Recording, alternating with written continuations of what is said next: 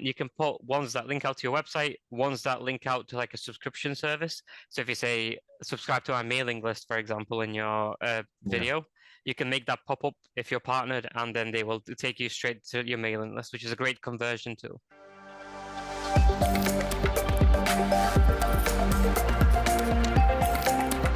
SEOscience.com. You have the end screens and cards, they call them. So cards are ones that pop up and just you can just be like, click on this to find out more or whatever. So and that will be like in the top left or top right. Usually people put two next to each other so you can click on either video that is interesting to you.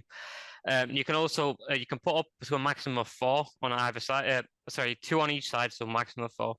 And that helps you, like, if people are interested in more content, you can always serve it to them like that, which is good. You can also put links in your video.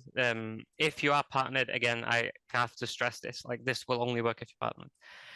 You can put ones that link out to your website, ones that link out to like a subscription service. So if you say subscribe to our mailing list, for example, in your video, you can make that pop up if you're partnered, and then they will take you straight to your mailing list, which is a great conversion tool.